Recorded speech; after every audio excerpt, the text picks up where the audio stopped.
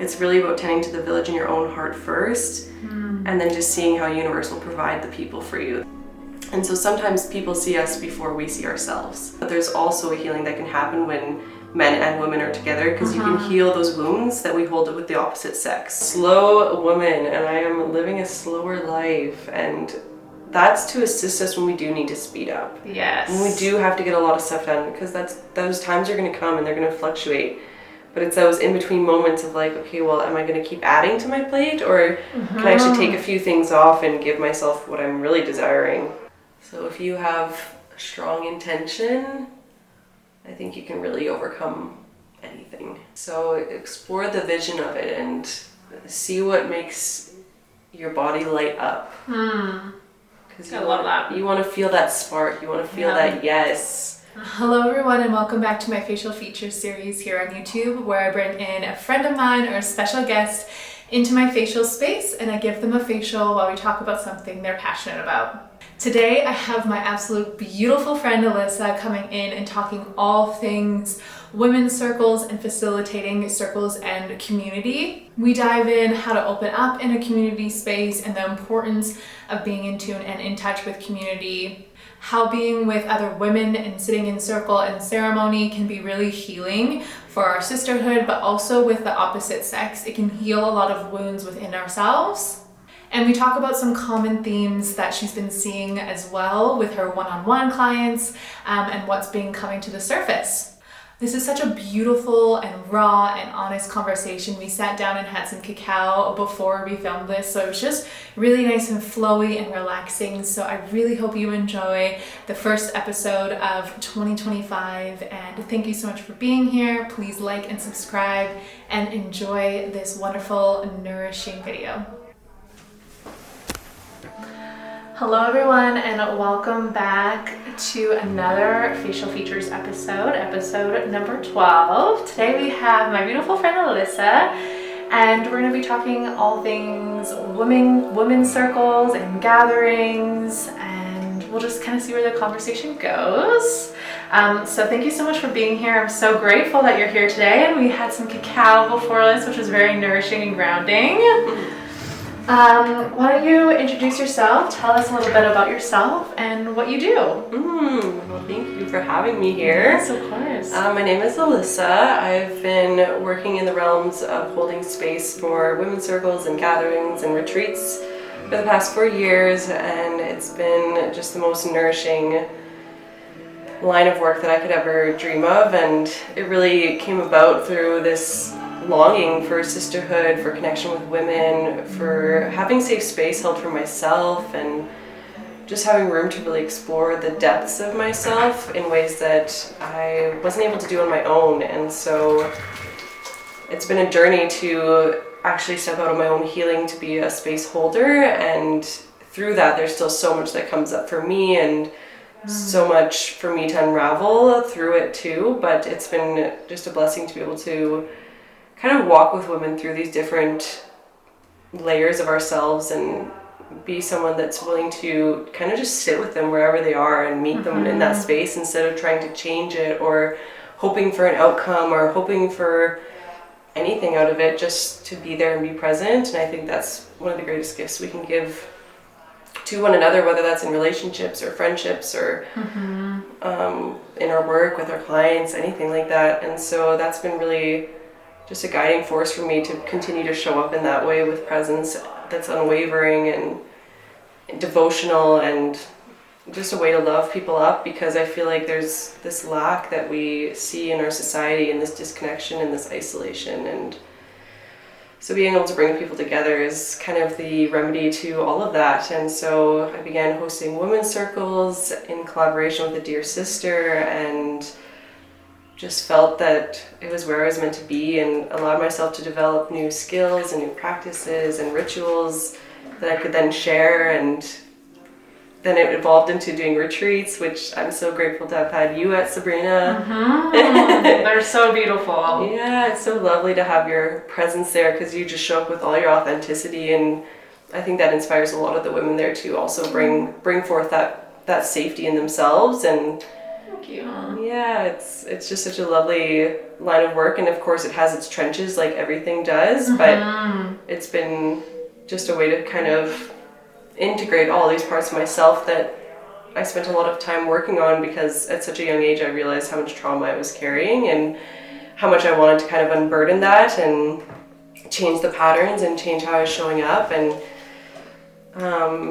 kind of heal through it. So that's been a little bit about the journey, and now I work one-to-one with women and mentorships, and I hold lots of women's circles and just these devotional spaces for safety and just a deeper connection amongst one another too, because it's so easy to forget how much we need that when we get busy in our lives. Yes. And Yes. and then we get to a place where we're like, oh, this is actually a priority. Yes. Yes. Gotta put myself first. Gotta put myself first. And so it's just my deepest honor to be doing this and to be here to share about it while I get pampered. Yes. So that's a little bit about me, and I think you and I had met just like right before the retreat last summer. Yes. And immediately I was just so stoked on you. Yes, we connected so well. Just like met, like honestly, I think a couple weeks before your retreat. And it was just it was wonderful. Yeah, it was so special, and I just felt like, she's meant to be there, and however we can get her there, let's do this. And you were there doing your videography and just really capturing some of the deeper moments of people's transformations over the weekend, and you were just connecting with everyone, and you're just such a lovely soul. Thank you. You too. Yeah, it was such a pleasure being there, and at this past retreat as well. It's just so nice to capture everyone's experiences and emotions, and it's beautiful. Yeah. Oh, this is so nice already. So glad.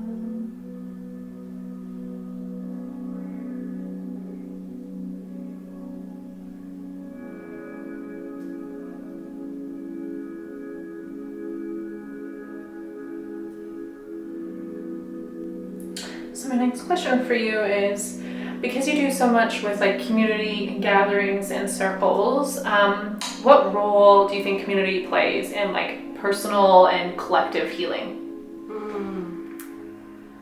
I think that one of the biggest roles is that we are all mirrors to one another. And so in my experience, there's been times where I've been afraid to speak up or share something about myself, and the person next to me will stand up and share something.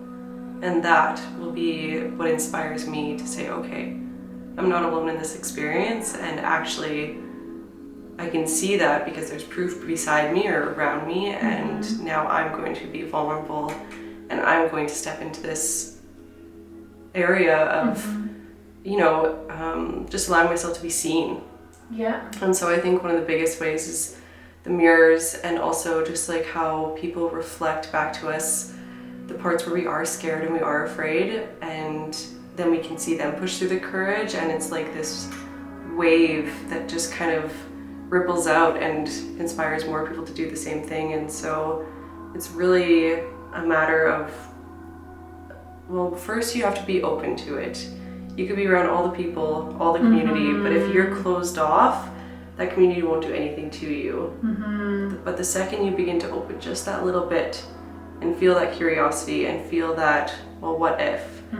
What else lies beyond this? That's really where the magic happens. And so when you have people that are very inclusive, where they're trying to bring you into it or get you involved, or they're asking you questions and they want to hear what you have to say, there's this weight to your words now, and it's kind of this defining moment of, am I going to lean into it or am I going to lean away? And community can just be one of those really empowering places, because we are all from the village. We grew up in villages, or our ancestors did, and so when we can connect to that and realize that there was such power in the village, where your grief would be held all together, your joy would be shared all together, this is kind of that power that we get to lean into and tap into. And it's not just this ideological place where it's like, oh, I wish we had the village. It's really about tending to the village in your own heart first, and then just seeing how universe will provide the people for you. The right people will come along your path, the right experiences, the right just places to be, and that's when you get to lean into it and you get to feel the village for yourself. And I think a lot of us are realizing that and coming closer into contact with that need, and instead of driving away and being hyper independent and self-reliant and I can do this all on my own, we're giving more opportunities for people to help us and assist us and show up for us, because that's really a way that we like to give ourselves. When people ask us for help, we feel so honored and like, oh my gosh, they think I can do this, they think I'm the person for this, or that I have the skills, or that I have the resources, or that I have the knowledge or the wisdom that I can actually be of assistance. And so sometimes people see us before we see ourselves. I love that. Yeah, and so the village is one of those ways that it really can bring it all together and just allow us to be held and connect with other people and their experiences, because we're all just moving through this human experience, and our humanity is what we get so caught up on, and we forget that that's what connects us all, is the range of emotions, is the heartbreak and the ache and the grief and the loss, and at the same time it's also the pleasure and the joy and the desire, and it's just this massive spectrum of things that we're all here to experience, and yet we kind of forget that and we think that we're all alone in it, and that our humanity is just ours, and that no one has to go through the things we do. But when we start to talk about it more, then we really get to hear the stories of other people and their paths and their wisdom, their journey, and take it all in and realize, oh, it's not just me. Yeah, I'm not alone. I'm not alone. Yes, I love that. Yeah, I think that the collective really starts at your center, so revillaging yourself and then creating that community for yourself, and then realizing that that community is just a representation of the greater collective. And so what you do in these smaller spaces really does have an impact, and it ripples out to the rest of the world. Yeah. I totally agree. Why do you think, particular like in women's gatherings, for like women in particular, they have such a powerful and like transformational energy? What do you think like brings that all together? I want to say it's this sense of permission.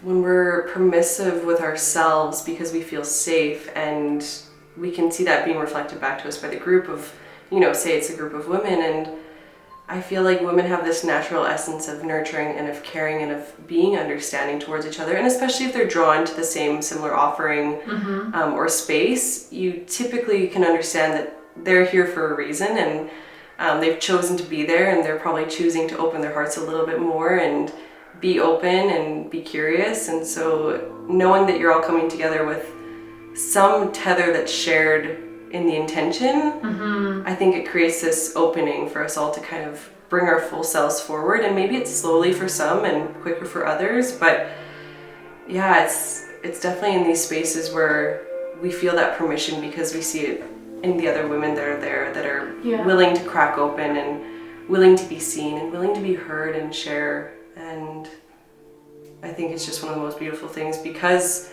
in our day-to-day lives, we're often in our households with a partner, with our children, with our in-laws, with our parents, with our family, or we're at work, and at work we're with people that might be very similar, but we might be in very different timings of our lives. We might be, trying to have kids, or trying to build a business, or wanting to get married, or looking for a partner, and all these different pieces around timing kind of lack this connection.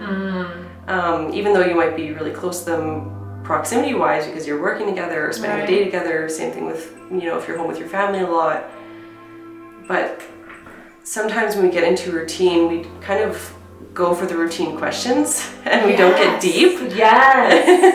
So true. Yeah, and so when you're coming into an intentional space with other women, whether that intention is to just be open, maybe your intention isn't to heal or to have this big transformation or come up this changed person, but it's just to be open, and you let the energy and the spirit of that offering really flow through you. I think that naturally there's just going to be this opening that allows people to feel safe, allows them to give permission to be their wild, their weird, their authentic selves. And that permission is only from within. It's not because anyone else is giving it to them. It's just that there's this embodied permission that I can do this and I can show up how I feel like I want to show up.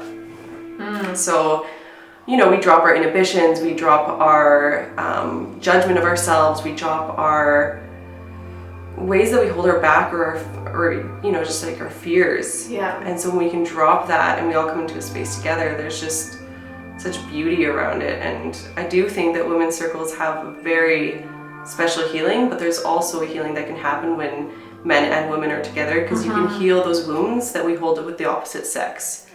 Yes, Right? I totally agree. That are imprinted from past relationships, from our parents, from our caretakers that raised us, from our siblings even. Yes. And so when you can explore those wounds and have them tended to by the opposite sex in a very safe container, I think that there's another level of healing to that. But maybe you want to heal with women first and you know, explore that safety before you step into something different like that, because it's going to bring up so much. Yes. And there's also like healing the sisterhood wound is one of the biggest things that happens when women come together, because we've been so pitted against each other. There's been this overarching, you know, desire to keep us in comparison, to keep us separated, to keep us just feeling like we can't keep up with one another, or with the beauty standards, or with the perfect, you know, wife standards, or the I'm baking bread at home every day. Like, as much as I'd love to make my own bread, that's not where I'm at yet. And but I can feel really grateful that there are women out there that are doing these beautiful things and taking care of their families in such intentional ways. And I let that inspire me instead of judge myself for not doing it, or be hard on myself for not doing it, or feeling like I'm less than or inadequate because of it. Yes. Yeah. So I think that women's circles have that special sisterhood healing that, you know, I can't say that that's something that I could heal on my own. Yes. I couldn't just begin to trust women all of a sudden one day and lean into that real support without, you know, being with them, being around them.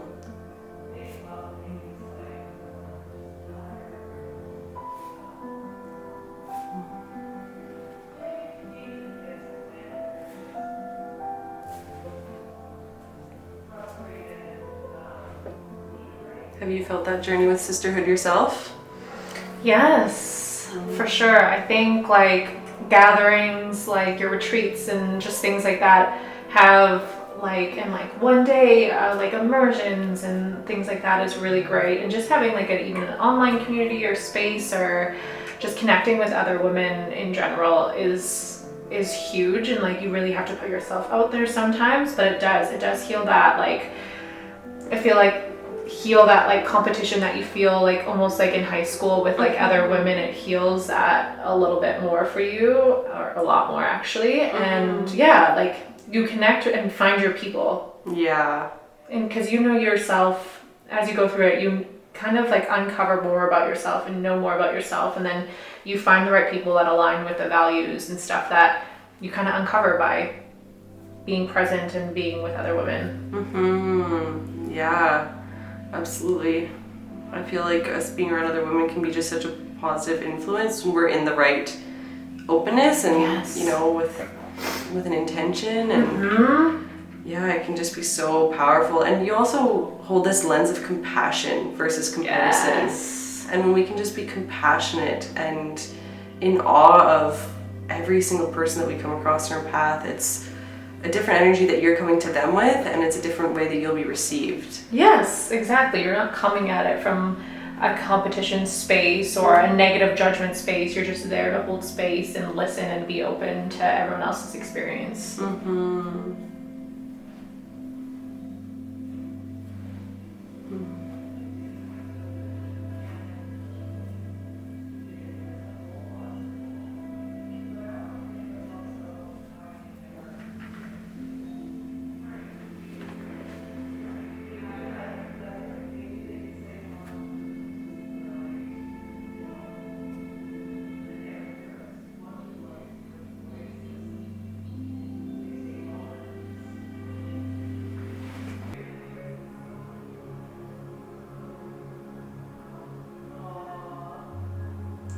In your one-on-one and individual sessions, are you noticing common themes that are coming up for people or that you encounter most?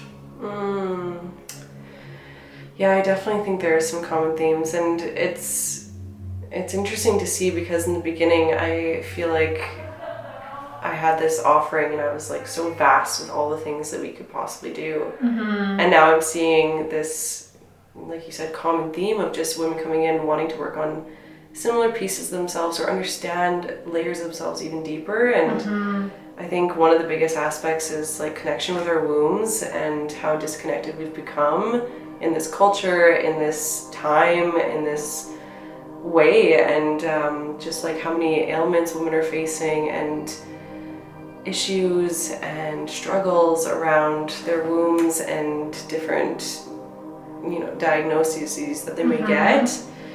And so one of the big ones that I always work on with my clients is doing a journey into your womb and getting to know her and really beginning this relationship with the consciousness of your womb. And this is for people, like a woman, regardless or not if she has a physical womb, there's still an energetic imprint of that womb. And it's not about whether or not you want to have kids or if you've had kids. It's just about connecting with your body and with the center of your power.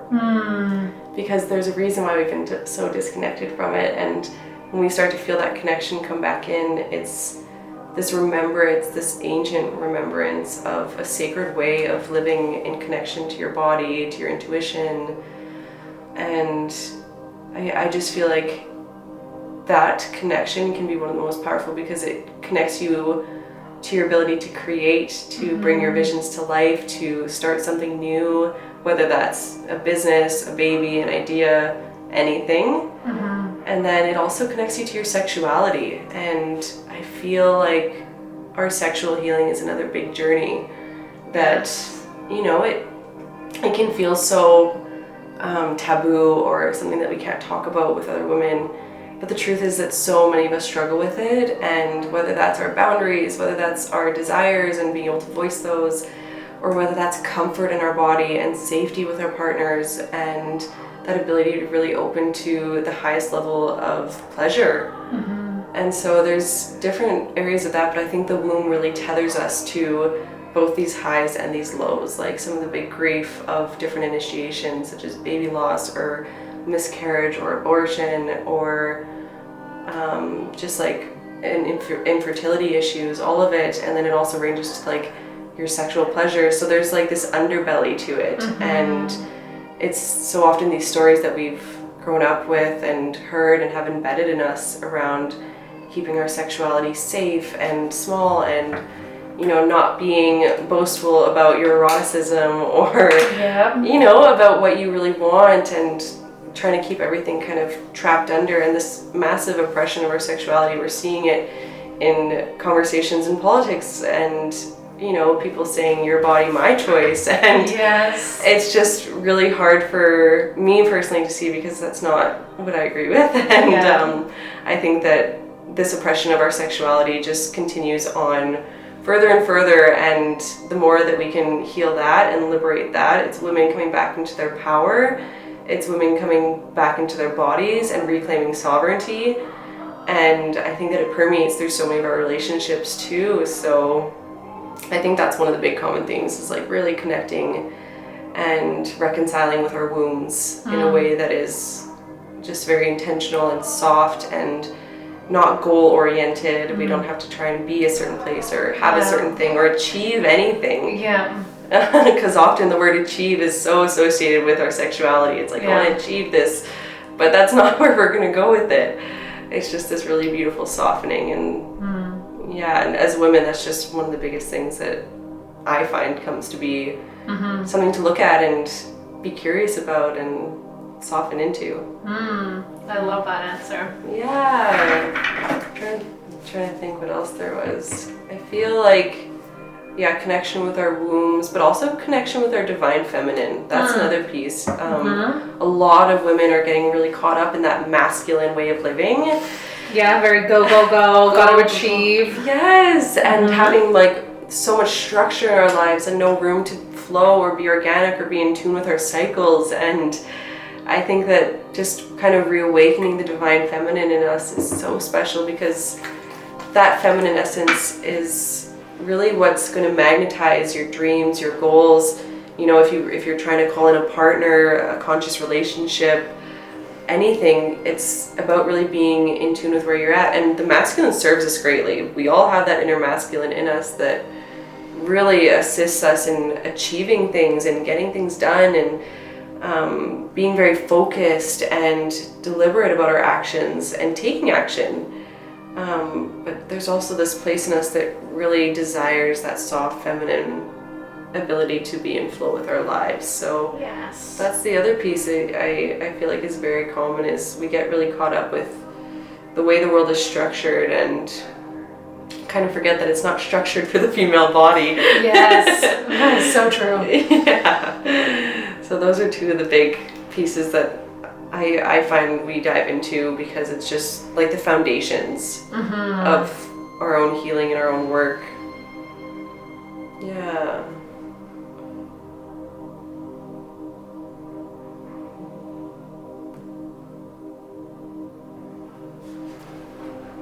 What do you feel about the balance of the feminine and the masculine and within us and even in the people around us?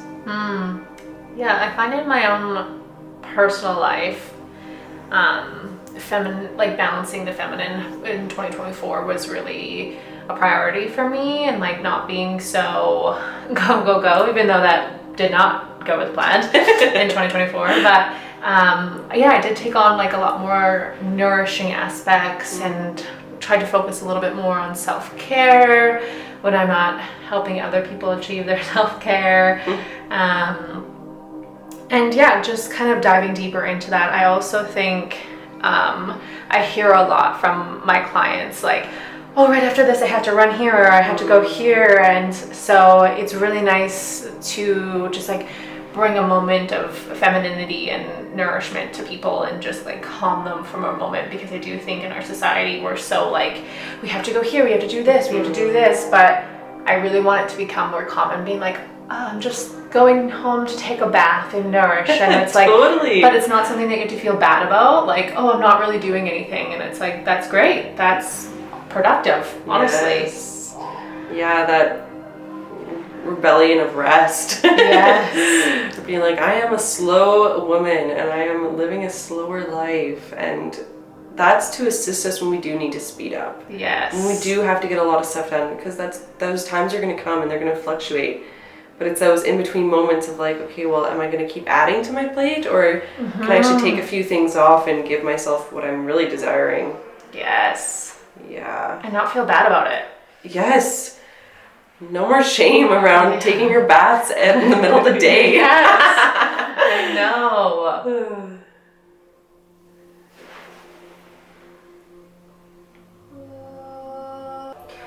What are some challenges that you faced? Because I know your community is a lot more women-based. What is some challenges that you faced in trying to like build a community full of women? I would say some of the challenges are, you know, we get told to choose ourselves and put ourselves first, but part of our nature is also to put our kids first and make sure that they have the best and take care of our husbands and our partners. And I think that, one of the challenges might just be the amount of time we really have, and that can also come down to like some excuses, some, you know, ways that we hold ourselves back from choosing ourselves. But ultimately there's so much on women's plates nowadays. Like, you know, you're taking care of the household, you're working, you're taking care of the family, and I think that in all of it, we think that we're choosing ourselves because we're choosing our relationships, we're choosing to show up in those really beautiful ways. Right. And that is a way of choosing yourself. But I think, the holdback is just, you know, carving out 3 hours a month for some women is undoable. Yeah. And to me, that almost breaks my heart, because, you know, it's such a gift to yourself. And when you can fill up your own cup and really nurture yourself, you can show up even better for others. And not that that's the purpose behind it, but if your intention is to show up really great for your family and you're not filling yourself up first, it's kind of from this place of inauthenticity, of emptiness. Yes. And people can feel that. Yes. That exhaustion. Yeah. And that overwhelm and that no reprieve, and we all need a reprieve at some point. So I think that that's one of the biggest challenges, is just finding a way to gently encourage women to put themselves first. And not in a way that sacrifices something else, but in a way that they see the benefit of it and how it's really going to just serve them and make things a little bit easier and a little bit lighter, because they won't be carrying it all by themselves. Yes. Yeah.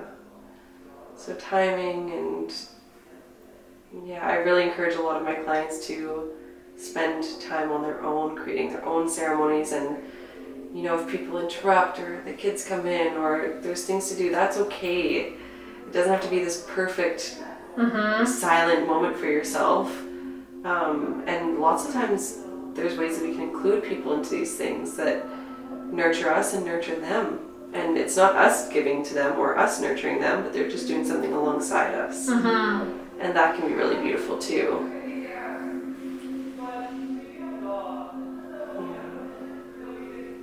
I love that. Especially if you have like little ones or a partner, and just being like, I'm gonna do this. It's okay if you're here, you can join in, do your own thing, but I just need to have a moment for myself.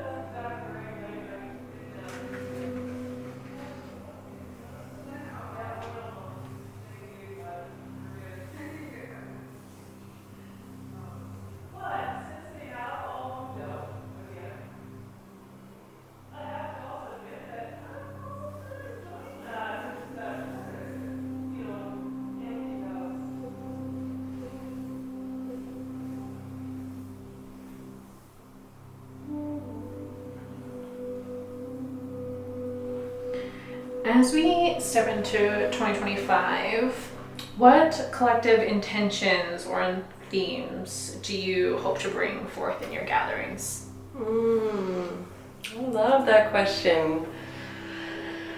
What collective?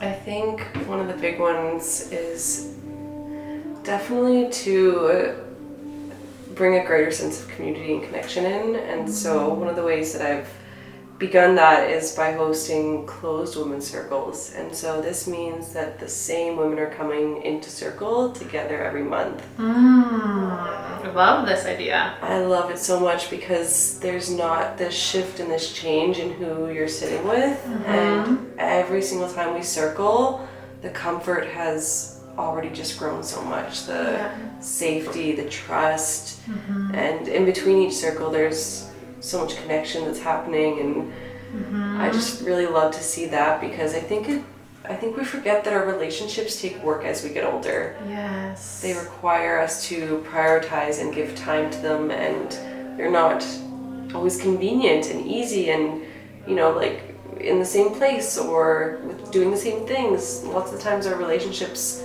with people that we really care about involve us to maybe do something a little different.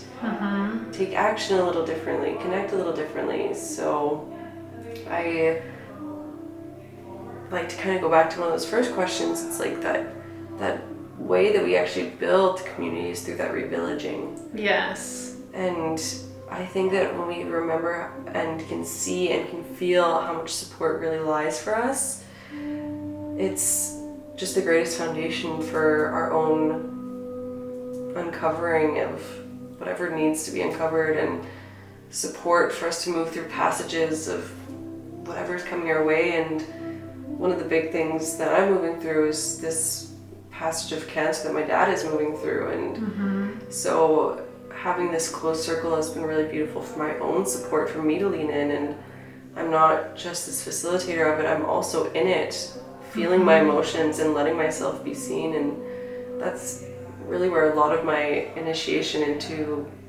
creating that offering came from, was just knowing that there's some big things coming for me this year, and I just wanted to build this village of support and have this commitment from other women that want the same thing. And it's been really nourishing for myself to also receive, because my group has kind of changed, my people have moved, and I just am ready for this next kind of evolution of it. So yeah, one of the big intentions is to create lasting community, and it's always been intention to create community, and I kind of question sometimes, like, has it really happened though? Because once we leave, once we go home, the workshop's over, the retreat's over, is this staying connected in the way that I would like it to? And so this was just a way to deepen into that and try something a little new, and I'm really loving how it's going for all of us, and the feedback that I'm receiving already is so much more about the connection. And a lot of the times we focus on the work or the healing or the course or the reason why we're there, and we kind of forget that connection is really the basis of it all. And so I feel like I've been able to reverse that and really prioritize that and encourage it in the group, and have people share kind of what's going on for them in a way that just feels authentic and not forced and organic. And so I think the connection is the big intention, because as we move into a new year, oftentimes we're setting new goals, or we're setting some big things that we're looking ahead to, and knowing that we don't have to do it all alone, and knowing that there might be people that share in that vision or can share in that journey with you is so beautiful. I love that. Yeah. Me too. So that's one of the big intentions, and just kind of taking it slow. I feel like having a closed circle is also beautiful, because in my mentorships and my one-to-ones, I get to go really deep with women. Whereas when I'm having a brand new circle or a new retreat, it can feel like we kind of have to break through, and then we start to get deeper, and then we go. And so at the closed circle, it's just this constant deepening, and we're all kind of spiraling into this energy and the spirit of our own gatherings, and I can just feel how that's kind of mimicking the deep work that I get to do in my mentorships. So there's another advantage to it, because we feel so comfortable, we feel so safe and so seen, that now we can really soak up the benefits and soak up the love and the authentic appreciation and admiration that we have for one another. And we know that it's not going away the next day. Because commitment really does change things. For sure it does. Right? Like, even with your membership, that's a whole new commitment where people are going to be really practicing this care for themselves, and this loving touch with themselves, and this way of just really taking care of our skin and our faces and our bodies. And I think it's so beautiful that you're doing a membership. Thank you. Yeah. I think community is just going to be a huge and slow community, and slower living is going to be really huge for 2025. Yeah, that's how we get to be in reciprocity with the earth too, not consuming so much or rushing so much, or just really slowing down and being mindful of our choices, and the food we eat, the clothes we buy, the ways we spend our time. What we intake, content-wise. Oh my gosh, big time. When our power went out the other day at our house, I was like, I wish I had a really cool newspaper to read right now. I was like, I just want to read a newspaper. I don't know why, but I was like, it's so nice to be connected with the world, but not connected through a phone and staring at a screen and all the things. Yeah, because we do get so consumed by it, and the dopamine hits are unmatched, and it's hard to put the phone down at times because we think we're connecting, but the truth is we're really disconnecting. And I think that we can have a healthy relationship with social media, but I think there's always going to be this layer of distortion and also illusion of what's really happening. Yes. And having limits on that, and creating boundaries with myself on time on my phone, and spending more time with people in person. That's what I want. Yes, I agree. Yeah.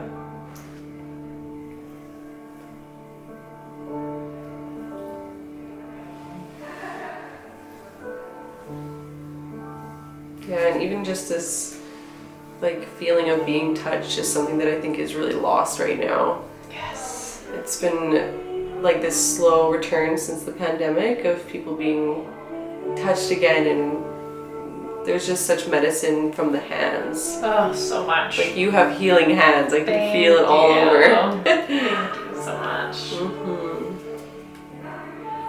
Yeah, I feel like it's just another form of connection that we were all missing during the pandemic, and slowing down and being more intentional has really came from that, and I think that was a positive thing that came out of it, but definitely a lot more touch and rest. Mm-hmm.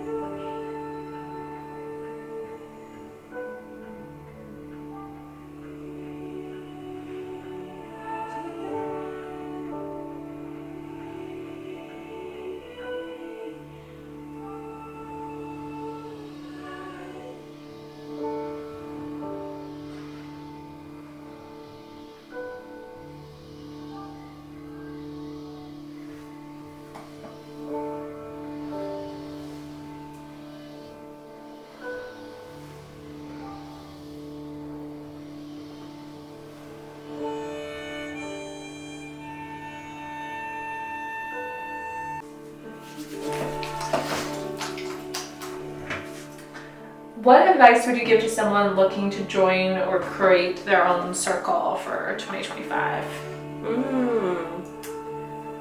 Advice. I would say know your intention is the first thing. Know your deepest intention and make sure that it resonates all the way through your being and on all of your levels of mind, body, and spirit and soul. And because once you have that intention, nothing can get in your way. None of the questions, none of the people trying to maybe talk you out of it or your ego worrying that you're not ready for it. Mm-hmm. Your intention can be so powerful in carrying you through. And it also just makes it very clear for yourself if it's something you really want to go out and do. And I really think that we need more spaces like this, and whether you're holding a circle with your family, or you're holding it with your close girlfriends, or you're holding it with your community, or bigger, online, anything like that. When you have your intention, it's gonna bring so much more assistance from the universe, from your own systems of support, and I think that it's really just a powerful way to root yourself before you make these big moves, because it can be scary and fear can come up and beliefs can come up that are trying to keep you limited and small.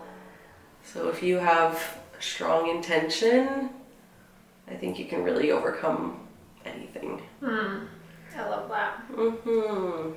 Have an intention and then start visioning. Have fun with it. Of course, there's lots of different reasons why you might be wanting to bring people together and different topics or themes. So explore the vision of it and see what makes your body light up. Because I love that. You want to feel that spark. You want to feel that yes. With any idea that you're going to give birth to, you really have to feel a spark. Yes. Otherwise, it's really easy to just stop midway or not complete it. Yeah, or not follow through. Yeah, not follow through. Exactly. Your skin is glowing. I can feel it. So my last question for you, and that I ask everybody, is what does your own self-care routine look like, especially when you have to hold space for so many other different energies and things? What do you do to take care of yourself? I think the biggest one is to keep my own channel clear. So using different tools, different ceremonial tools, different smoke cleanses, because a lot of the time I'm bringing people into my home, which is my sacred space. So just really ensuring that I uphold a strong integrity with that space and relationship with it, and with the plants and with the fire and with the water, and just always giving gratitude to all of these elements that are with us through these ceremonies and through these deep journeys. So it's really about an energetic practice, but then also with my own being. I spend a lot of time in my own ceremonies, moving my body, finding different exercises or yoga or Pilates and ways to express myself and make sure that I'm not carrying anything from previous sessions or conversations, because I definitely have felt those attachments before, and it can be very, very draining. So it's about me having my own boundaries energetically and just making sure that I do carve out time to care for myself, and making sure I have ample time between clients and I'm not rushing, because once I start rushing, I kind of remove myself from that subtle realm and I can't sense things as well, or I don't feel as in tune. And so slow living is a big part of it on days where I am seeing clients. But I really love sitting with cacao. I love journaling. I love sitting and meditating to chants and mantras and shabads and just really soaking into myself. Yeah, I feel like those are the big things, is move my body, come home to me before and after, and integrate other little practices throughout the day and maintain my own energetic boundaries. Like even coming to you today was such a perfect time. There's been a lot happening, and this just feels like, the physical getting nourished, but also my spirit because of our friendship and our kinship, and I'm feeling very grateful and blessed, which is how I like to go into working with people, is feeling grateful and blessed and abundant and whole and sovereign. Well, I appreciate you so much taking the time of your day to come get pampered and nourished and chat with us. So thank you so much for being here. I appreciate you. Thank you for having me. I appreciate you. This was my pleasure. You're welcome anytime. And that cold at the end just felt like refreshing and rejuvenating. Isn't it nice? Yes. It's the best. That is the best. You're the best. Oh, you're the best. Thank you so much. Thank you.